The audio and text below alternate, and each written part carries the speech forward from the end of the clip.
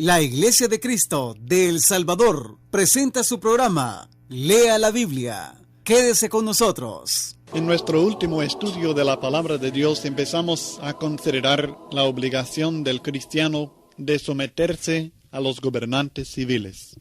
En Romanos capítulo 13, versículos 1 al 7, la Biblia dice: Sométase toda persona a las autoridades superiores, porque no hay autoridad sino de parte de Dios, y las que hay por Dios han sido establecidas. De modo que quien se opone a la autoridad, a lo establecido por Dios, resiste, y los que resisten acarrean condenación para sí mismos, porque los magistrados no están para infundir temor al que hace el bien, sino al malo. ¿Quieres, pues, no temer la autoridad? Haz lo bueno, y tendrás alabanza de ella, porque es servidor de Dios para tu bien. Pero si haces lo malo, teme, porque no en vano lleva la espada, pues es servidor de Dios, vengador para castigar al que hace lo malo. Por lo cual es necesario estarles sujetos, no solamente por razón del castigo, sino también por causa de la conciencia, pues por esto pagáis también los tributos, porque son servidores de Dios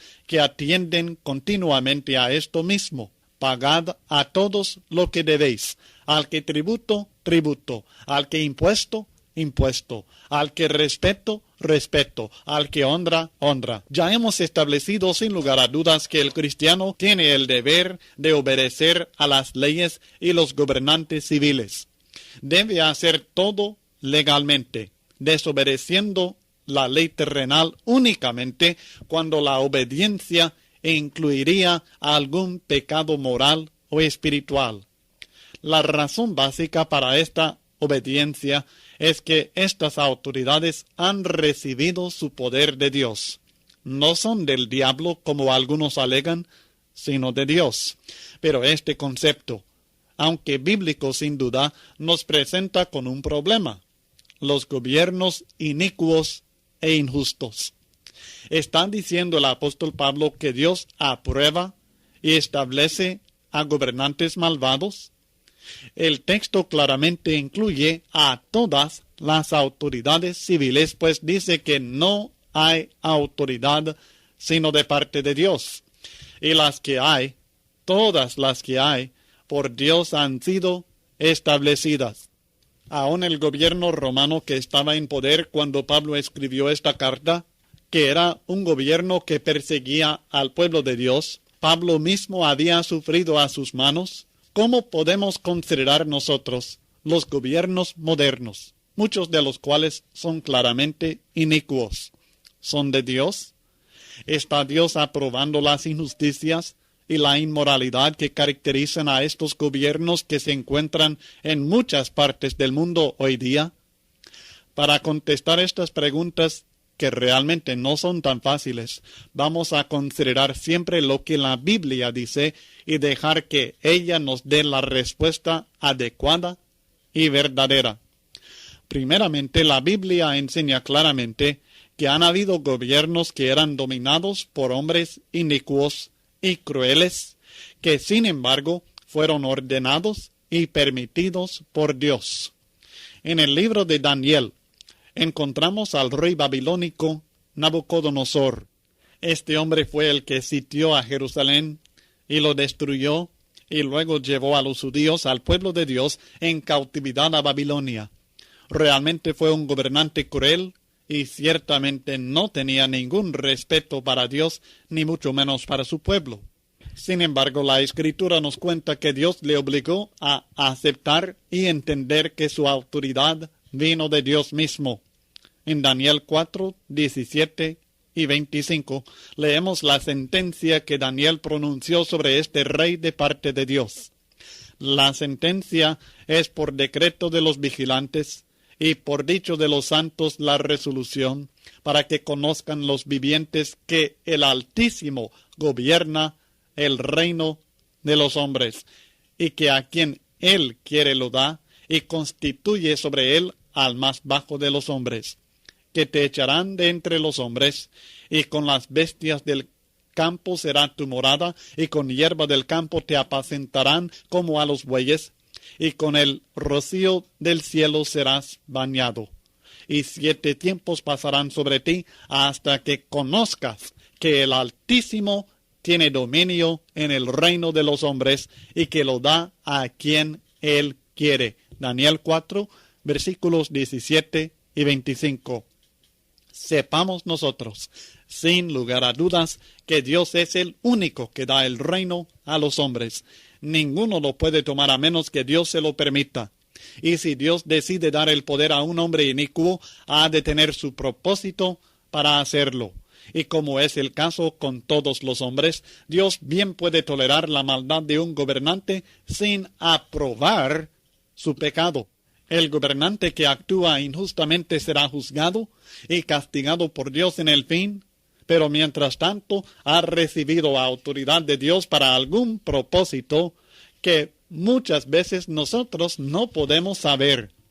Y fue precisamente esto lo que Dios quería que Nabucodonosor reconociera. El hombre no lo decide, ni le toca saber por qué Dios da autoridad a quien la da. El Altísimo se encarga de estas cosas, y el hombre debe aceptarlas y respetar la infinita sabiduría y justicia de Dios. En el Nuevo Testamento encontramos otro ejemplo en Pilato, un hombre débil que sabía la verdad sobre la inocencia de Cristo, pero que no tuvo el valor suficiente para ser justo. De él, dijo Cristo, ninguna autoridad tendrías contra mí si no te fuere dada de arriba. Juan 19:11. Por cuanto si Dios ha dado la autoridad y el gobierno a hombres inicuos en el pasado, no hay razón por qué dudar que lo sigue haciendo cuando está de acuerdo con su propósito eterno. Aunque no podemos saber todas las razones por las cuales Dios permite gobiernos injustos y crueles, la Escritura nos revela que a veces Dios levanta tales autoridades para castigar a otros pueblos rebeldes y para mostrar su poder divino. Ya estudiamos hace varios días en Romanos 9:17 sobre el ejemplo de Faraón, el rey inicuo del pueblo egipcio. La Biblia dice en Romanos 9, versículo 17, porque la Escritura dice a Faraón, para esto mismo te he levantado para mostrar en ti mi poder, y para que mi nombre sea anunciado por toda la tierra. Fíjese bien que fue Dios quien levantó al faraón de Egipto, y lo hizo a pesar de su corazón duro y la persecución que resultó para el pueblo de Dios, para que por medio de Faraón fuese mostrado el poder de Dios y su nombre fuese anunciado por toda la tierra. Cientos de años después, el pueblo de Dios fue perseguido por otra nación perversa, la de Asiria. Y otra vez la Escritura nos aclara que esa nación inicua, encabezada por un hombre soberbio, fue levantada y empleada por Jehová Dios. Jehová dice en Isaías 10, versículos 5 y 6, Oh Asiria, vara y báculo de mi furor, en su mano he puesto mi ira. Le mandaré contra una nación pérfida, y sobre el pueblo de mi ira le enviaré para que quite despojos y arrebate presa, y lo ponga para ser hollado como lodo de las calles. Esta era la realidad del poder de Asiria en aquel tiempo. Jehová estaba al mando. Asiria fue nada más una vara de castigo en la mano de Dios. Claro está que ni esa nación perversa ni su rey terrenal pensaban servir el propósito de Dios. La explicación sigue en Isaías 10, versículo 7. Aunque él no lo pensará así, ni su corazón lo imaginará de esta manera, sino que su pensamiento será desarraigar y cortar naciones no pocas. El pensamiento de ese rey asirio era conquistar, destruir, cautivar.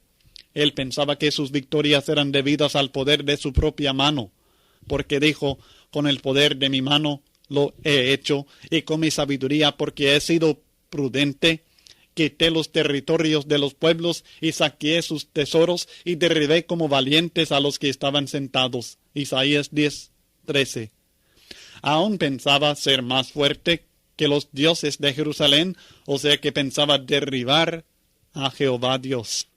Como halló mi mano los reinos de los ídolos, siendo sus imágenes más que las de Jerusalén, y de Samaria. Como hice a Samaria y a sus ídolos, ¿no haré también así a Jerusalén y a sus ídolos? Isaías 10, 10 y 11. Sin embargo, a pesar de toda su soberbia, toda su crueldad, el rey de Asiria fue levantado y puesto en poder por Dios, y fue un instrumento de Dios en cumplir su santa voluntad, aunque no pensaba así, igual al faraón de Egipto, e igual a aquel cuando había terminado de servir al propósito de Dios, Dios castigó su soberbia y dureza de corazón, dice la Biblia en Isaías 10:12. Pero acontecerá que después que el Señor haya acabado toda su obra en el monte de Sión y en Jerusalén, castigará el fruto de la soberbia del corazón del rey de Asiria y la gloria de la altivez de sus ojos. Y cuando lo hizo varios años después, lo hizo otra vez por medio de otra nación perversa, que a pesar de su perversidad servía al propósito de Dios en su maravillosa obra entre las naciones. Yo no sé qué impresión esto deja en usted, amigo oyente, pero yo no puedo más que repetir las palabras del apóstol Pablo en Romanos 11:33.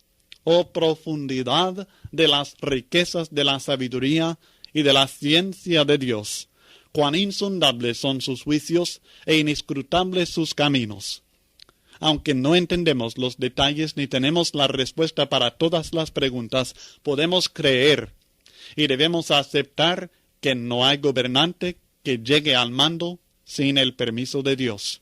Dios tolera y emplea hasta la maldad de los hombres para llevar a cabo su plan sabio que desde la eternidad está en proceso. El deber del cristiano es someterse a los gobiernos y demás autoridades que Dios ha establecido, por inicuos y perversos que sean, siempre y cuando no sea necesario pecar contra Dios para obedecer a los hombres. El cristiano puede y debe vivir fiel bajo cualquier forma de gobierno, y el cristiano puede y debe honrar a las autoridades superiores con su respeto y obediencia.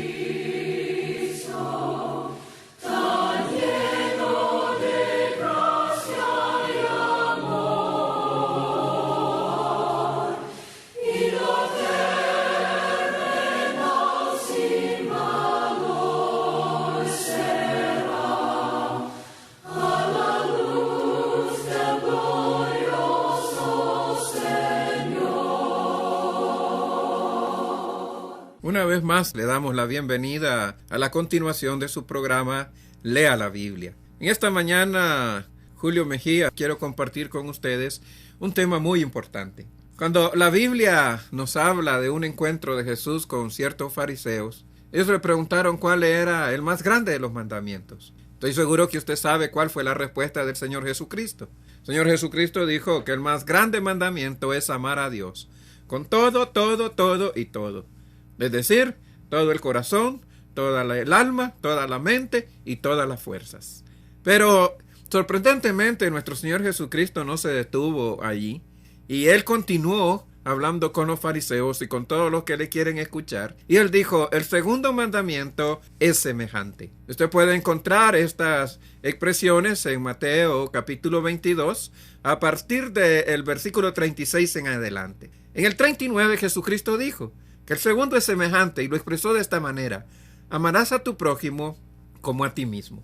Este es un versículo de hecho bastante revelador, porque una de las cosas que este versículo está diciendo, aparte de lo evidente, es que nosotros debemos de amar al prójimo.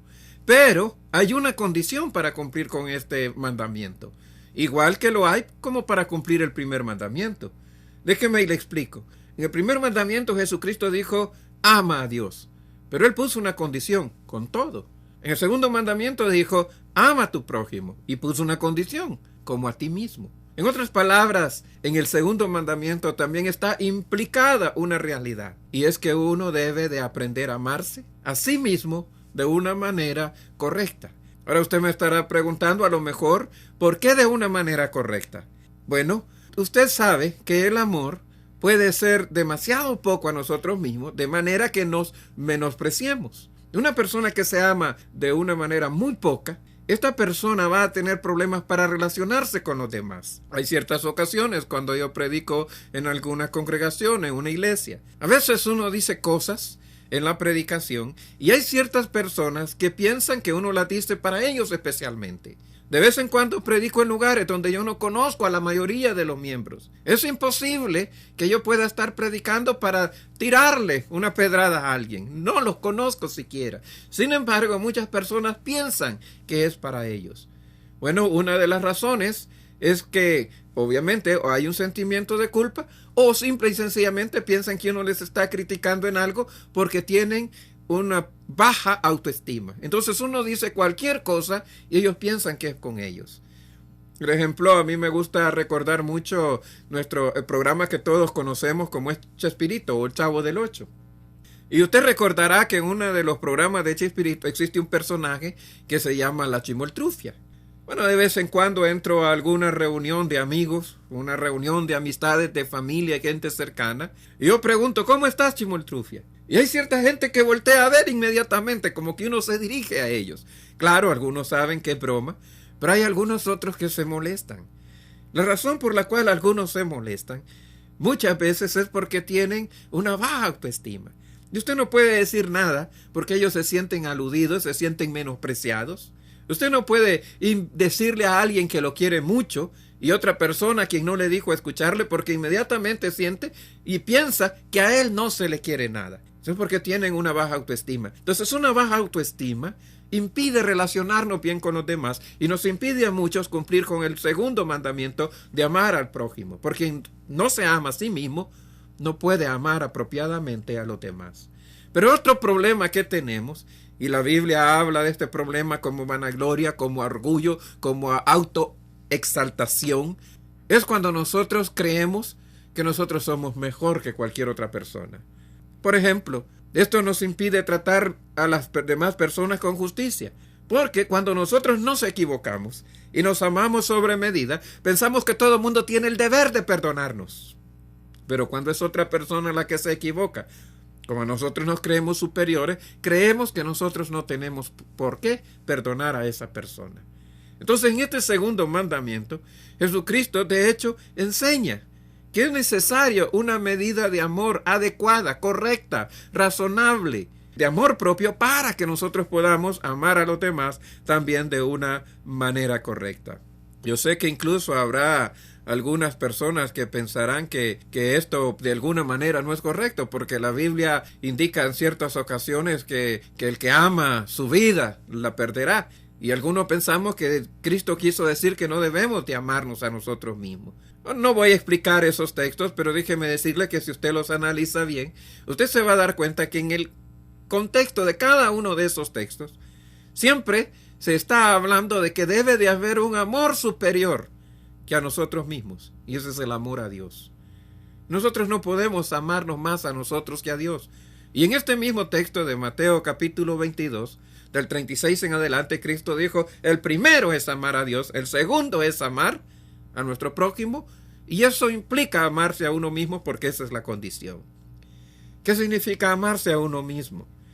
En Efesios capítulo 5, versículo 28, el apóstol Pablo da por sentado que las personas se aman a sí mismas. Por ejemplo, hablando de los esposos, dice en Efesios 5:28, así también los maridos deben amar a sus mujeres como a sus mismos cuerpos. El que ama a su mujer, a sí mismo se ama. Entonces una persona que se ama a sí misma correctamente va a saber amar correctamente a otra persona. En este caso a la esposa. Pero bien también puede aplicarse esto a los hijos, o a sus padres, o a sus hermanos, hijos de papá y mamá, o a sus hermanos en la fe. Si usted se ama correctamente, usted es capaz de amar a los demás. El apóstol Pablo piensa que esto es tan natural que en el versículo 29 dice, porque nadie aborreció jamás a su propio cuerpo. Ahí en Efesios 5:29. Y yo le haría una pregunta a usted. ¿Usted cree que nadie ha aborrecido su propio cuerpo? Yo creo que hay mucha gente en nuestros días que aborrece su propio cuerpo. Gente que no ha aprendido a amarse a sí mismo. Gente que no ha aprendido a apreciar lo que es. Por ejemplo, hay jóvenes que son muy infelices por la forma en la que se ven físicamente. Hay gente que no aguanta, especialmente jóvenes, que no aguantan el momento de llegar a envejecer, porque piensan que cuando tengan más años, su vida va a ser totalmente diferente, que va a cambiar. Y por lo tanto, menosprecian su vida actual. Pero si usted recuerda, 1 Timoteo, capítulo 4, versículo 12, el Espíritu Santo dice con toda claridad a la gente joven: ninguno tenga en poco tu juventud. Y cuando dice ahí ninguno, significa nadie. Ni siquiera el mismo joven debe de menospreciar su juventud o lo que es. No como se mira, porque inmediatamente el Espíritu Santo agrega: sino sé ejemplo en conducta, en amor, en palabra, en fe, en espíritu. Y las personas casi siempre nos valoramos por cómo nos vemos y no por nuestras acciones o por nuestro valor. Bueno, el apóstol Pablo piensa que lo natural, sin embargo, es que nosotros tengamos una medida saludable de amor propio. Por eso él dice, no pensando en las excepciones, no pensando en las desviaciones o en los problemas que tenemos, sino pensando en una persona correcta, normal, saludable, espiritual y mentalmente. Él dice: nadie aborreció jamás a su propia carne, sino que la sustenta y la cuida. Y esta es una de las cosas que debemos de entender. Dios quiere que nos amemos a nosotros mismos, que nos cuidemos. Y en la medida en que nosotros nos cuidemos, nos amemos, nos nutramos, nos tratemos bien de una manera razonable, sensata, justa, medida, en esa misma manera vamos a ser capaces de relacionarnos bien con nuestro prójimo y tratarle de la misma manera. Volvemos después de una pausa. Es la roca de mi ser, es el que da paz a mi corazón, es el sol que ilumina mi vida, si lo es. Su dulce nombre es Jesús, por siempre lo cantaré, lo esperaré, porque Él es mi Salvador. En mi corazón tengo a Cristo, de la mano voy, con Él hasta el cielo. Yo cantaré que tengo un amigo cuyo nombre es Jesucristo. Hoy le doy mi corazón. Es la roca de mi ser, es el que da paz a mi corazón, es el sol que ilumina mi vida, si lo es. Su dulce nombre es Jesús, por siempre lo cantaré, lo esperaré, porque Él es mi Salvador. Una vez más les damos la bienvenida a la continuación. Y en este momento, mi estimado amigo y hermano, quiero compartir con ustedes algunas razones bíblicas, es decir, razones que usted va a encontrar en su Biblia, por la cual es correcto amarse a uno mismo. Ya he dicho, de vez en cuando pensamos que uno debe de menospreciarse. En la Edad Media había personas que practicaban precisamente esto. Se autoflagelaban, es decir, se autocastigaban, se automartirizaban, se autodestruían como una demostración de espiritualidad. Pero eso impide relacionarnos con los demás. De ahí salieron los ermitaños o los anacoretas. Son las personas que se aíslan totalmente del resto de la gente, porque se vuelven incapaces de relacionarse con los demás y por lo tanto no pueden cumplir con el segundo mandamiento. Pero usted y yo, si creemos en la palabra de Dios y la seguimos, debemos de entender que tenemos que amarnos a nosotros mismos de una manera correcta y sana. Una de estas razones, usted la encuentra desde el principio en su Biblia. Génesis capítulo 1, versículo 26, que es conocido por muchas personas. El Señor nuestro Dios está hablando, dice: hagamos al hombre conforme a nuestra imagen y conforme a nuestra semejanza. Deberíamos de amarnos por esta razón, porque estamos hechos a la imagen de Dios. Dios nos ama porque Él puede relacionarse con nosotros, porque ve en nosotros su imagen y semejanza. Y esa misma razón debería de hacer que nosotros nos amáramos. Cuando Dios nos formó, cuando Dios tomó el polvo y al polvo le dio vida y lo creó a su imagen, Dios no pensó que estaba haciendo algo menospreciable. Él no pensó que estaba haciendo algo despreciable, como muchos de nosotros nos tratamos. Al contrario, el polvo, con ese aliento de vida, Él vio en eso su propia imagen. Amarnos a nosotros mismos, mi estimado hermano y amigo, comienza por reconocer que somos la imagen maravillosa de Dios, que somos hechos a favor, a su semejanza. Por lo tanto, tenemos un valor, y es un valor supremo, y la razón es simple, porque somos la imagen y la semejanza de Dios. La otra razón que quiero explicar tiene que ver con el mismo texto que hemos explicado o mencionado de Mateo 22:39. Mire, es necesario que usted se ame, porque esa es la condición para poder amar a los demás. Mire, Jesús no dijo, Él no dio el mandamiento de ama a los demás y menospréciate a ti mismo. Todo lo contrario, dijo, ama a los demás como te amas a ti mismo. Por lo tanto, usted debe de saber que es correcto amarse, que es necesario amarse, porque usted necesita cumplir el segundo mandamiento.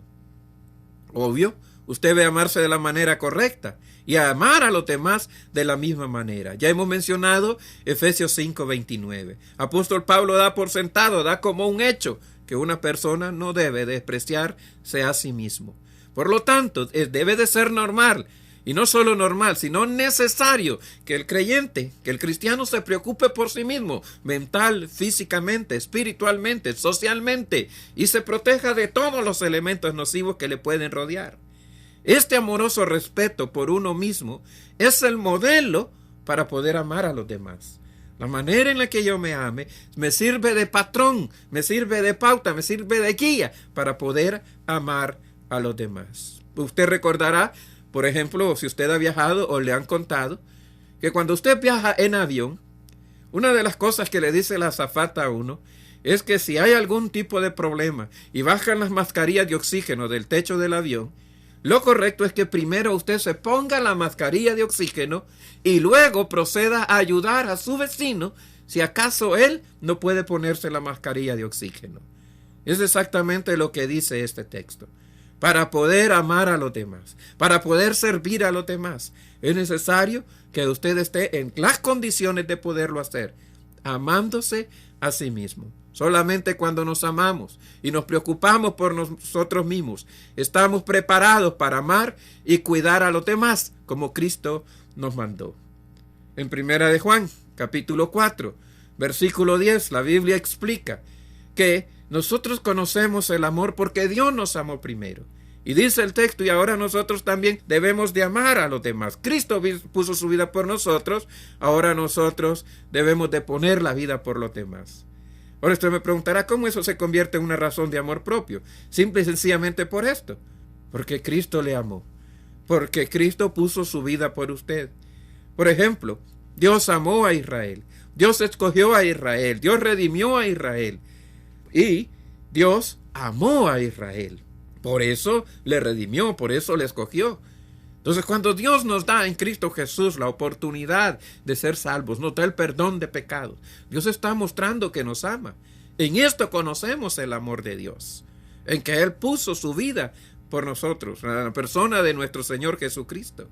Entonces, usted puede ver que no hay mayor demostración de amor de parte de Dios que el sacrificio. Esa es la más grande demostración de amor de Dios. Ahora, ¿por qué un Dios va a estar dispuesto a hacer el mayor sacrificio por alguien que no merece amor? Entonces Dios cree que merecemos ser amados, por eso nos ama. Y usted y yo no debemos de ir en contra de lo que Dios hace, en contra de lo que Dios piense, en contra de lo que Dios siente. Si Dios piensa que usted y yo merecemos ser amados, debemos de amarnos a nosotros mismos. El amor de Dios es real, el amor hacia uno mismo, sano y correcto, también debe de ser real. Dios te ama y Dios quiere que tú te ames a ti mismo. Probablemente algún hermano está pasando problemas en este momento. Tal vez algún joven no se siente lo suficientemente valorado. Yo le pido por favor que usted ore a Dios, que usted visite la iglesia. La iglesia de Cristo le estamos esperando para que usted conozca el amor de Dios, para que usted se dé cuenta de lo valioso que usted es. Aquellas personas que todavía no han aprendido a relacionarse con los demás, que no cumplen el segundo mandamiento. También les pedimos a ustedes, en el amor de Dios, que revisen sus actitudes hacia ustedes mismos. Una persona que se ama a sí mismo, como dice San Pablo, es una persona que puede amar a los demás. La esposa, incluyendo la suegra. Si usted se ama a sí mismo, usted puede relacionarse bien con los demás. Solo aquellos que se aman exageradamente en su propio orgullo, en su vanidad, y ven a los demás de menos, no puede relacionarse con ellos. Solo aquellos que se menosprecian tanto, que se sienten menos, no puede relacionarse con las demás personas. Pero si usted acepta el amor de Dios y usted se ama a sí mismo correctamente y sanamente, entonces usted es una persona preparada para amar a los demás. Le invitamos a acercarse al Señor Jesucristo.